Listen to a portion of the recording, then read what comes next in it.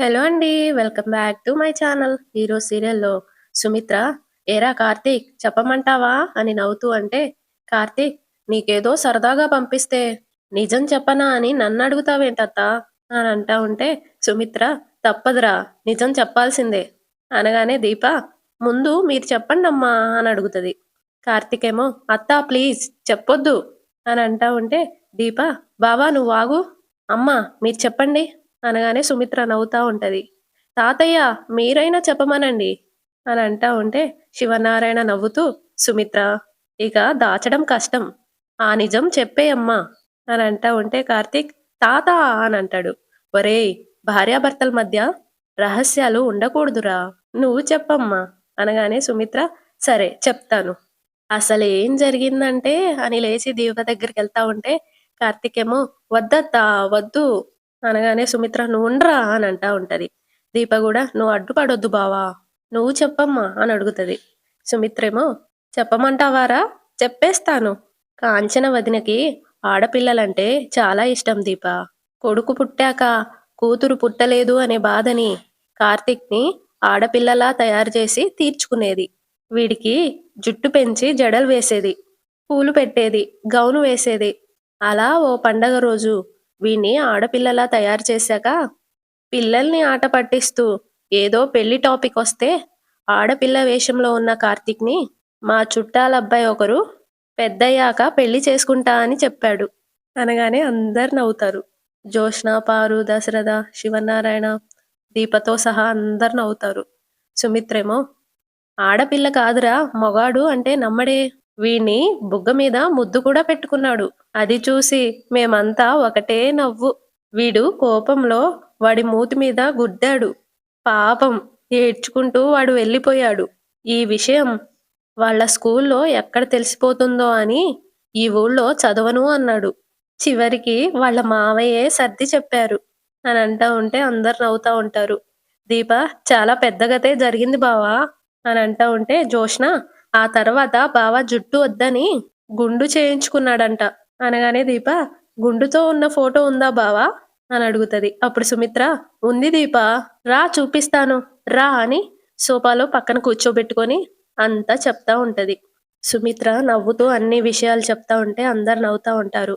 దశరథ కార్తీక్ దగ్గరికి వెళ్ళి, "నవ్వొచ్చాలి అని అనుకునే ప్రతి ఒక్కళ్ళు ఆనందంగా ఉండాల్సిన అవసరం లేదురా. ఎంత బాధ నీ లోపల పెట్టుకొని పైకి నవ్వుతున్నావో నాకు తెలుసు. థాంక్స్ రా. నీ వల్లే సుమిత్ర నవ్వడం చూస్తున్నాను. నాన్న కాసేపు బాధని మర్చిపోవాలని చూస్తున్నాడు. థాంక్స్ రా" అని చెప్పి వెళ్ళిపోతాడు దశరథ. కార్తీక్ వాళ్ళందరూ నవ్వుతా ఉంటే అలా చూస్తూ ఉండిపోతాడు. తర్వాత నైటు జోష్న కూర్చొని ఆలోచిస్తా ఉంటది. డాక్టర్ అన్న మాటలు గుర్తుకు తెచ్చుకుంటూ. "ఏంటమ్మా నువ్వు? నువ్వసలు సుమిత్ర గారి కూతురువేనా?" అని అంటదిగా అది. "గురువుగారు, నీ భవిష్యత్తు కాస్త ఇబ్బందికరంగానే ఉందమ్మా.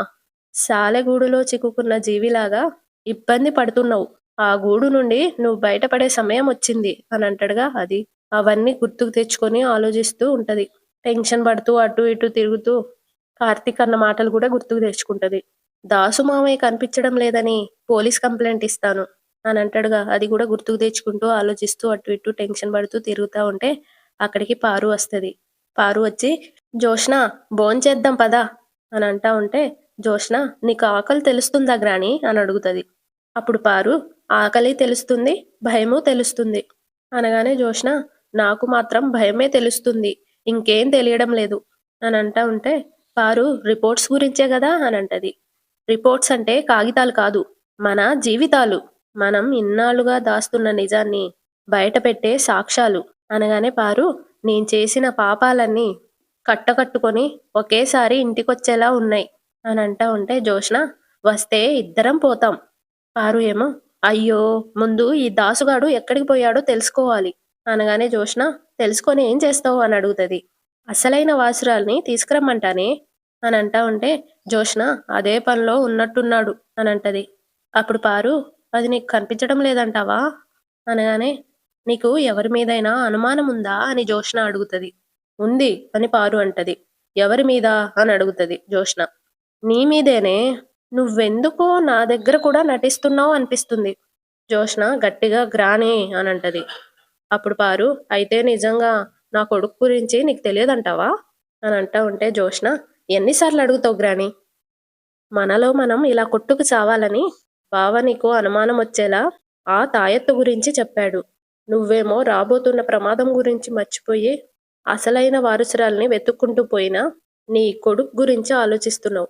ఒక్కటి మాత్రం నిజం గ్రాని, ఇది నాతో మాత్రమే పోదు.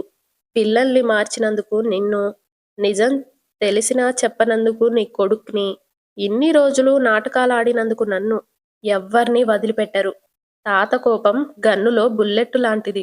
అది తగిలితే ఈ ఇంట్లో నుండైనా పోతాం, లేకపోతే ఈ భూమి మీద నుండైనా పోతాం.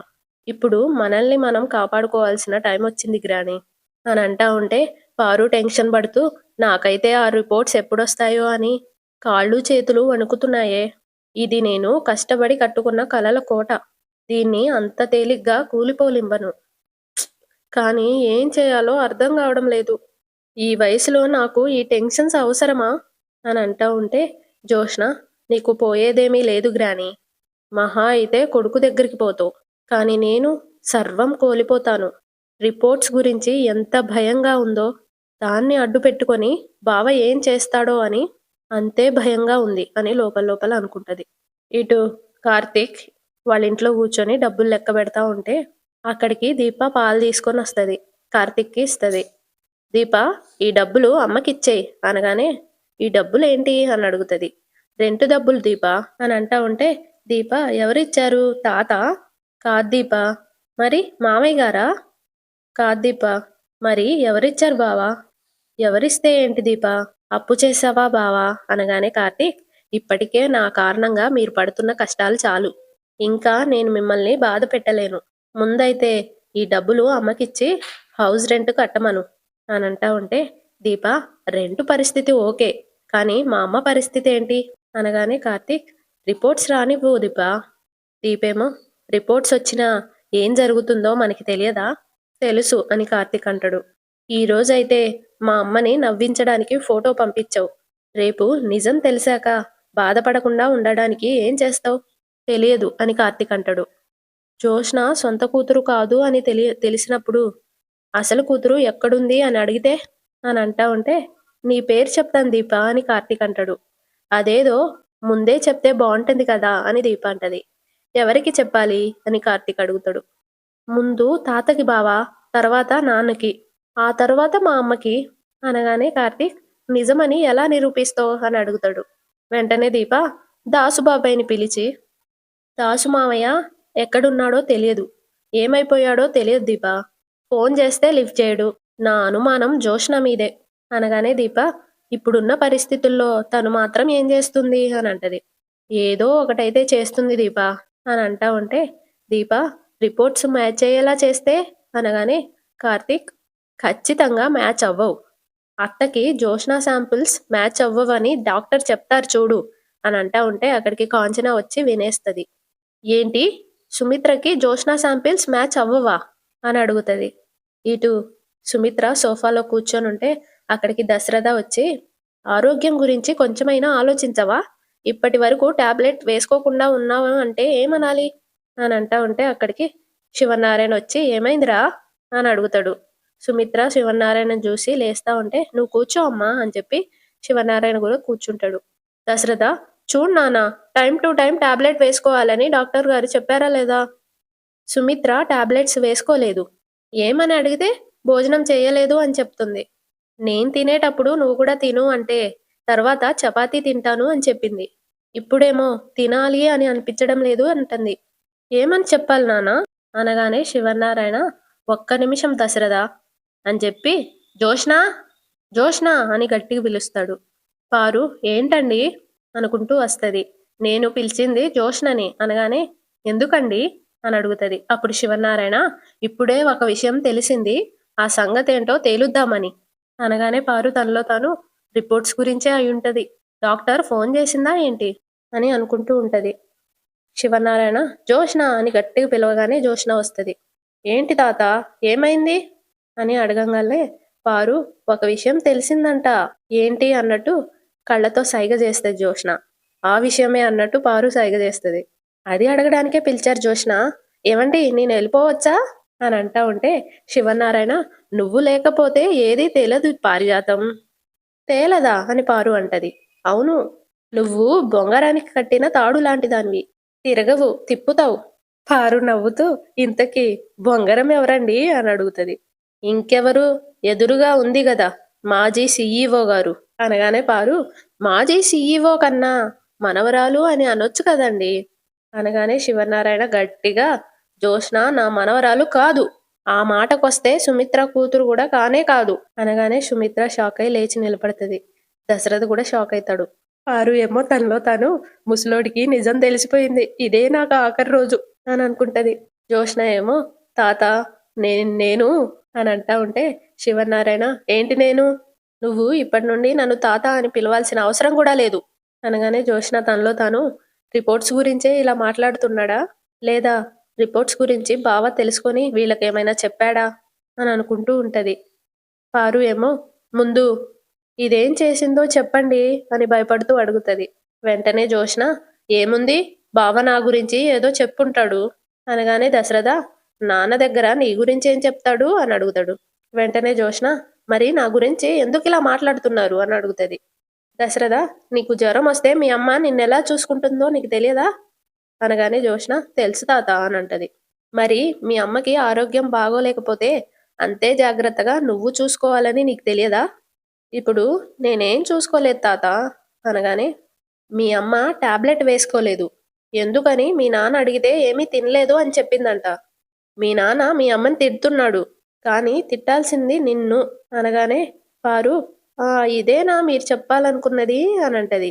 అప్పుడు శివనారాయణ ఇంకా పూర్తి కాలేదు, మధ్యలో నువ్వు అడ్డుపడకు, ఇంట్లో పెద్దదానివి కాబట్టి నువ్వు జాగ్రత్తలు తీసుకోవాలి, నీకెలాగో పట్టింపు ఉండదు, ఎంతసేపు ఎందుకు పనికిరాని ఆ ఎదవ కాశీగాడి గురించి ఆలోచించావే తప్ప ఇంట్లో ఆరోగ్యం బాలేని నీ కోడలి గురించి ఆలోచించవా అని అంటూ ఉంటే పారు వాడేం తప్పు చేశాడని వాడిని మధ్యలోకి తీసుకొస్తున్నారు అని అంటా ఉంటే శివనారాయణ వాడు కాదు తప్పు నేను చేశాను, వాడు ఈ ఇంట్లో అడుగు పెట్టబోతున్న మొదటి రోజే అడ్డుపడుంటే నా పరువు తీసే అవకాశం వాడికి ఇచ్చేవాడినే కాదు, ఇక్కడ అనవసరమైన పంచాయతీలు అవసరం లేదు, జోష్నాని నేను పిలిచింది తల్లి విషయంలో బాధ్యతగా ఉండమని చెప్పడానికి అనగానే పారు గుండెల మీద చేయి పెట్టుకుంటది అమ్మయ్యా అన్నట్టు. జోష్న ఏమో అంతేనా, రిపోర్ట్స్ గురించి ఎక్కడ తెలిసిపోయిందో అని భయపడ్డాను అని అనుకుంటది. పారు ఏమో ఈ ముసలోడికి చాదస్తం ఎక్కువ, ఈ చిన్నదానికే మాటలతో ప్రాణాలు తీస్తా ఉంటే రిపోర్ట్స్ వస్తే మా పరిస్థితి వైకుంఠమే అని అనుకుంటూ ఉంటది. శివనారాయణ చూడు జోష్న, ఈ రోజు నుండి మీ అమ్మ బాధ్యత నీదే, తనకి దగ్గరుండి భోజనం పెట్టు, టాబ్లెట్ ఇవ్వు, ఏం కావాలన్నా చూసుకో అని అంటా ఉంటే సుమిత్ర ఏం పర్లేదు మామయ్య గారు, దాన్ని ఇబ్బంది పెట్టొద్దు, కాస్త నీరసంగా ఉంది, నేనెళ్ళి కాసేపు పడుకుంటాను అనగానే దశరథ సుమిత్ర ఏదో ఒకటి తిందు గాని పద అని అంటాడు.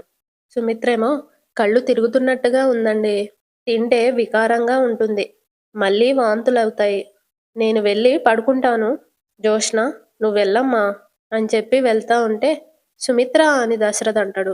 పడుకుంటానండి అని వెళ్ళిపోతుంది. దశరథ చూసావా మీ అమ్మని, నీకు తన బాధ్యత అప్పగిస్తే నువ్వు ఎక్కడ ఇబ్బంది పడతావేమో అని తను బాధపడుతుంది, అంత ఇష్టం మీ అమ్మకి నువ్వంటే, అర్థం చేసుకో అమ్మా, అవసరమైనప్పుడు తోడుగా ఉండకపోతే పిల్లలెందుకు చెప్పు, చిన్నప్పుడు మీ అమ్మ నీ చేయి పట్టుకొని నీకు నడక నేర్పించింది, నీకు గుర్తుండకపోవచ్చు, జ్ఞాపకం లేదు కదా అని తల్లి చెయ్యి వదిలేయకమ్మా, ఈ గండం గట్టెక్కే వరకు నీ తోడు నీ సహాయం తనకు అవసరం అనగానే జోష్న నేను చూసుకుంటాను డాడీ అని అంటది. వద్దులే అమ్మా నువ్వెళ్ళు అని అంటాడు. పర్వాలేదా డాడీ అని అంటది. అదేగా చెప్తున్నాను నువ్వెళ్ళు అని దశరథ్ అంటాడు. సరే డాడీ అని జోష్న వెళ్ళిపోతుంది. శివనారాయణ పారిజాతం నువ్వు కూడా వెళ్ళు అని అంటాడు. పారు ఏమో సుమిత్రకి ఏదైనా తినిపించి వెళ్తానండి అని అంటది. వెంటనే శివనారాయణ ఇప్పటి వరకు తినిపించావుగా, అది అరగనివ్వు, తర్వాత తినిపిద్దుగాను అనగానే పారు తనలో తాను ఏదో ఒక రకంగా నన్ను తిడితేనే గాని ఈ ముసలోడికి మనశ్శాంతిగా ఉండదు అని అనుకుంటూ అక్కడి నుండి వెళ్ళిపోతుంది. దశరథ ఫీల్ అవుతా ఉంటే శివనారాయణ దశరథ సుమిత్రని నువ్వే చూసుకో, లేదంటే ఓ 4 రోజులు దీపని ఇంట్లోనే ఉండమందాం అనగానే దశరథ, వద్దు నాన్న, దీప కడుపుతో ఉంది. తనకి ఒకరు సేవలు చేయాలే గాని తను మరొకరికి సేవలు చేయకూడదు. మరేం చేద్దాం అని శివనారాయణ అడుగుతాడు. చెల్లికి ఫోన్ చేసి రమ్మందాం నాన్న. కాంచన్న అని శివనారాయణ అడుగుతాడు. అవును నాన్న, సుమిత్ర కాంచన మంచి ఫ్రెండ్స్ కూడా. ఉదయం ఒక్క ఫోటోతోనే కార్తీక్ అందరినీ నవ్వించాడు. సాయంకాలం వెలుగుల్లాగా ఆ నవ్వులు కాసేపు వెలిగి ఆరిపోయాయి. అదే చెల్లి ఈ ఇంటికొస్తే సందడిగా ఉంటుంది. సుమిత్ర కాంచన మాట్లాడుకోవడానికి బోల్డు మాటలుంటాయి. చెల్లికోసారి ఫోన్ చేసి రమ్మని చెప్పు నాన్న అనగానే శివనారాయణ సరే అని తల ఊపుతాడు. ఇటు కార్తీక్ ఇంకా దీపని కాంచన అడుగుతా ఉంటది. అడుగుతుంటే తప్పు చేసిన వాళ్ళు దొరికిపోయినట్టు అలా ఒకరి ముఖాలు ఒకరు చూసుకుంటారే అనగానే కార్తీక్, మేమేం తప్పు చేశామమ్మా అని అడుగుతాడు. జోష్న నా మేనకోడలు, మా అన్నయ్య కూతురు, మా వదిన రక్తం పంచుకొని పుట్టింది. మరి దాని శాంపుల్ మ్యాచ్ అవ్వదని నువ్వెలా చెప్తావు? కూతురు కాకపోతేనే మ్యాచ్ అవ్వవు అని డాక్టర్ గారు చెప్పారంట కదా. అయితే నువ్వు చెప్పిన దాన్ని బట్టి చూస్తే జోష్న మా అన్నయ్య కన్న కూతురు కానట్టేనా? ఏం దీపా అంతేనా అనగానే దీప, నాకెలా తెలుస్తుంది అత్తయ్య అని అంటది. మరి అసలైన కూతురు ఎవరంటావు అని కాంచన అడుగుతా ఉంటే కార్తీక్, ఏంటమ్మా నువ్వు సంబంధం లేని ప్రశ్నలు అడుగుతుంటే దీప ఏమని సమాధానం చెప్తుంది అనగానే కాంచన, సంబంధం లేకపోవడం ఏంట్రా, మీరన్నదే కదా నేను అడుగుతున్నాను అనగానే కార్తీక్, అంటే జోష్న హాస్పిటల్కి వచ్చినప్పుడు బ్లడ్ శాంపిల్స్ ఇవ్వడానికి టెన్షన్ పడిందమ్మా అని అంటా ఉంటే కాంచన, దానికి చిన్నప్పటి నుండి హాస్పిటల్స్ అంటే భయం రా అని అంటది. అప్పుడు కార్తీక్, అంటే పారు కూడా భయపడింది. వీళ్ళంతా ఊరికే ఎందుకు ఇంత టెన్షన్ పడుతున్నారో అర్థం కాలేదు. శాంపిల్స్ మ్యాచ్ అవ్వమని భయపడుతున్నారేమో అని నేను దీపతో అంటున్నాను. ఇంతలో నువ్వు వచ్చావు అనగానే కాంచన, అంతేనా అని అడుగుతుంది. అంతే అమ్మా, ఈ విషయం తాతకి చెప్పాలనుకున్నాను అనేలోపు కార్తీక్కి ఫోన్ వస్తుంది. దీప, ఎవరో ఫోన్ చేస్తున్నారు చూడు అనగానే కార్తీక్ చూస్తాడు. తాతకి నూరేళ్ళు, తలుచుకోగానే ఫోన్ చేశాడు అని ఫోన్ లిఫ్ట్ చేసి, ఏంటి పెద్దయ్య గారు ఈ టైంలో డ్రైవర్కి ఫోన్ చేశారు అనగానే శివనారాయణ, నిద్రపోకుండా నైట్ అంతా సిటీ తిరగాలనుందిరా, వచ్చి నన్ను తీసుకెళ్తావా అనగానే కార్తీక్ నవ్వుతూ, 10 దాటితే గది దాటి బయటికి రారు, మీరు నిద్రపోకుండా సిటీ తిరుగుతారా అని అంటా ఉంటే శివనారాయణ, కొన్ని ఆలోచనలు నిద్రలోకి రావు, గదిలోకి కూడా పోనివ్వవు అనగానే కార్తీక్, అస్తమానం అదే తలుచుకొని ఉంటావా తాత? అత్తకేం కాదు, ఒకసారి మీ అమ్మకు ఫోన్ ఇవ్వరా అని అంటాడు. తనకి ఫోన్ చేస్తే ఫోన్ లిఫ్ట్ చేయడం లేదురా అనగానే కార్తీక్, నేను చెప్పేది వినబడడం లేదా తాత? నా కూతురుతో మాట్లాడాలిరా. మీరు అనుకున్నది తప్ప ఎవ్వరేం చెప్పినా వినరు కదా. అమ్మా, తాత నీతో మాట్లాడతాడంట అని ఫోన్ ఇస్తాడు. కాంచన ఫోన్ తీసుకొని, నాన్న జరిగిందంతా విన్నాను, జోష్న శాంపిల్స్ ఇచ్చిందంట కదా. కార్తీక్ ఏమో అమ్మ వద్దు అన్నట్టు సైగ చేస్తాడు.